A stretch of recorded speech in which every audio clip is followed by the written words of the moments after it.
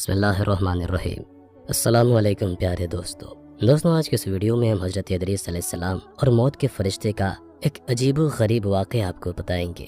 یہ ویڈیو بے حد ہی دلچسپ ہے، اس لیے آخر تک ضرور دیکھیے گا، اور اگر اب تک ہمارا سبسکرائب نہیں کیا تو ضرور سبسکرائب کرتے ہوئے ساتھ میں لگے گھنٹی کے بٹن کو بھی دبا دیجیے گا۔ سیدنا ادریس علیہ السلام ایک دن اپنے کام سے فارغ ہو کر بیٹھے تھے کہ ملک الموت آدمی کی صورت میں مہمان کے طور پر رات کو حضرت ادریس علیہ السلام کے دروازے پر آ پہنچے۔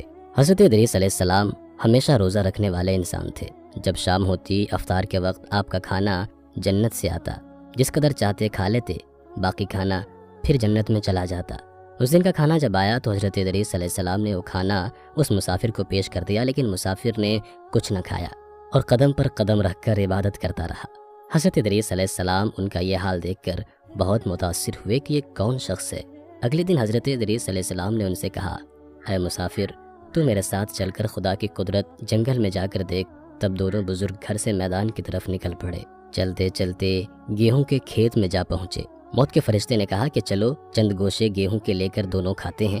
حضرت ادریس علیہ السلام نے فرمایا، عجیب بات ہے، رات کو تو نے حلال کھانا نہ کھایا، اب حرام کھانا چاہتا ہے۔ یہ وہاں سے دونوں بزرگ دوسرے باغ میں پہنچے اور وہاں بھی انگور کو دیکھ کر حضرت اسرائیل علیہ السلام نے کھانے کا ارادہ فرمایا۔ حضرت ادریس علیہ السلام نے فرمایا کہ خیر کی ملکیت میں تصرف حرام ہے۔ پھر جاتے جاتے ایک بکری دیکھ کر حضرت اسرائیل علیہ السلام نے کھانے کا ارادہ کیا۔ حضرت ادریس علیہ السلام نے کہا کہ بیگانے کی بکری کو ذبح کر کے کھانا منع ہے۔ اس طرح 3 روز تک دونوں آپس میں گفتگو کرتے رہے۔ جب حضرت ادریس علیہ السلام کو لگا کہ یہ شخص انسان نہیں معلوم ہوتا، یہ کون شخص ہے، اور فرمایا کہ خدا کے واسطے ظاہر تو کر کہ تو کون ہے۔ مسافر نے کہا کہ میں اسرائیل علیہ السلام ہوں۔ حضرت ادریس علیہ السلام نے فرمایا کہ سب مخلوقات کی جان تم ہی نکالتے ہو۔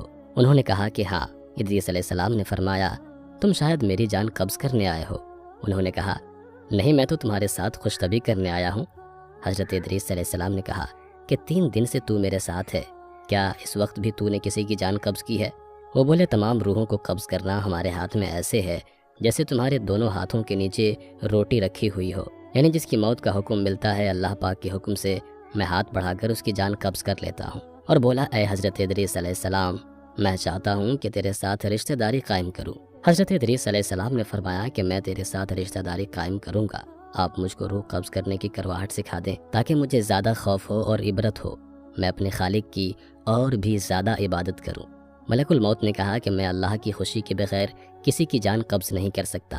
تب حضرت ادریس علیہ السلام نے خداوند قدوس کی بارگاہ میں عرض کی اور پھر جان قبض کرنے کا حکم ملنے پر جان قبض کر لی گئی۔ پھر موت کے فرشتے نے خدا کی بارگاہ میں دعا مانگی اور اللہ پاک نے ان کو زندہ کر دیا۔ حضرت ادریس علیہ السلام نے ملک الموت کو اپنی گود میں لے لیا اور دونوں نے آپس میں رشتہ داری قائم کر لی۔ پھر موت کے فرشتے نے ان سے پوچھا، اے ادریس علیہ السلام، جان نکلنے کی تلخی کیسی تھی؟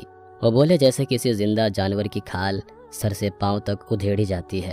موت کے فرشتے نے کہا کہ اے بھائی، قسم ہے رب العالمین کی، جیسے میں نے تیرے ساتھ احسان کیا اور جتنی آسانی میں نے آپ کے ساتھ کی، ایسا میں نے کسی کے ساتھ نہیں کیا۔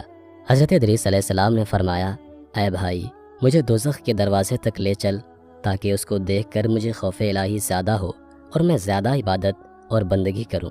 تب موت کے فرشتے نے اللہ کے حکم سے ان کو دوزخ کے 7 طبق دکھائے۔ پھر حضرت ادریس علیہ السلام بولے، اے بھائی، مجھے جنت دیکھنے کی آرزو ہے، دیکھ کر خوشی حاصل کروں اور عبادت زیادہ سے زیادہ کروں۔ موت کے فرشتے حضرت اسرائیل علیہ السلام ان کو جنت کے دروازے پر لے گئے۔ پھر انہوں نے جنت کے مناظر اپنی آنکھوں سے دیکھے۔ پھر کہنے لگے، اے بھائی، میں جان کی تلخی سہ چکا ہوں، پھر دوزخ بھی دیکھی اور میرا جگر پیاس کے مارے جل رہا ہے، اجازت ہو تو بہشت میں جا کر ایک پیالہ جام پی لوں۔ تب انہوں نے کہا، ہاں، اگر تم واپس آنے کا وعدہ کرو۔ شاید پیاس کی وجہ سے حضرت ادریس علیہ السلام نے واپس آنے کا وعدہ کر لیا اور اللہ تعالیٰ کے حکم سے اپنی جوتیاں درخت طوبہ کے نیچے چھوڑ کر بہشت میں داخل ہو گئے، کیونکہ باہر آنے کا وعدہ کیا تھا، اور نالین کو بھی درخت کے نیچے چھوڑائے تھے۔ کچھ دیر بعد موت کے فرشتے نے ان کو آواز دی، اے بھائی، دیری مت کرو۔ تو جواب میں حضرت ادریس علیہ السلام نے فرمایا، اے مہربان، اللہ تعالیٰ فرماتا ہے کہ ہر نفس کو موت کا مزہ چکھنا ہے۔ اب تو میں نے موت کا مزہ چکھ لیا ہے اور میں دوزخ میں بھی پہنچ چکا ہوں، اور یہ بھی اللہ عز و جل فرماتا ہے کہ ان کو وہاں کوئی تکلیف نہ پہنچے گی اور نہ ہی ان کو وہاں سے نکالا جائے گا، یعنی جو جنت میں گیا واپس نہ نکالا جائے گا۔ اے بھائی اب میں ہرگز نہیں آؤں گا۔ بارگاہ الہی سے آواز آئی، اے اسرائیل علیہ السلام تو حضرت ادریس علیہ السلام کو چھوڑ کر چلا جا، میں نے ان کی تقدیر میں یہی لکھا تھا۔ حضرت ادریس علیہ السلام موت کا مزہ چکھ کر اور دوزخ کو بھی دیکھ کر جنت میں جا رہے تھے۔ تب حضرت اسرائیل علیہ السلام بولے، ہر نبی پر جنت حرام ہے جب تک کہ جنت میں خاتم الانبیاء حضرت محمد مصطفیٰ صلی اللہ تعالیٰ علیہ وآلہ وسلم داخل نہ ہو۔ پھر آواز آئی، اسرائیل علیہ السلام میں بہشت کو دریغ نہیں رکھتا، لیکن پہلے بہشت میں محمد صلی اللہ علیہ وسلم داخل ہوں گے، ان کے بعد ان کی امت داخل ہوگی۔ حضرت ادریس علیہ السلام تو بہشت میں چلے گئے اور ان کے سب فرزند ان کے جدائی میں گریہ اور زاری کرنے لگے، ان کی یاد میں آنسو بہاتے اور بہت روتے۔ ایک دن ابلیس ان کے پاس آیا اور کہا کہ تم رویا مت کرو، میں تمہارے باپ کسی ایک صورت بنا دیتا ہوں، تم اس کو دن رات دیکھنا اور پوجنا، اس سے تمہارا سب درد اور دکھ ختم ہو جائے گا اور تب تم سب خوش رہو گے۔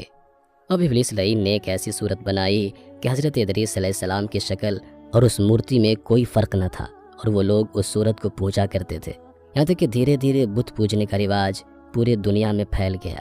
پورب سے لے کر پچھم تک یہ رواج جاری رہا۔ کوئی آدمی اللہ تبارک و تعالیٰ کو نہ جانتا، نہ کسی کے پاس علم تھا اور نہ ہی اچھا عمل۔ بعد میں خدا تعالیٰ نے حضرت نوح علیہ السلام کو ان پر پیغمبر بنا کر بھیجا تاکہ ان کو ہدایت کی راہ بتائے۔ اللہ پاک ہم سب کو نیک عمل کرنے کی توفیق عطا فرمائے۔ انبیاء کرام علیہ السلام کے بتائے گئے راستوں پر چلنے کی توفیق دے اور ایمان پر خاتمہ نصیب فرمائے۔ امید کرتے ہیں کہ آج کی ویڈیو آپ کو بے حد پسند آئی ہوگی۔ ویڈیو کو لائک کرنے کے ساتھ ساتھ دوستوں کے ساتھ شیئر بھی ضرور کیجیے گا۔ اپنا اور اپنے پیاروں کا بہت سارا خیال رکھیے گا۔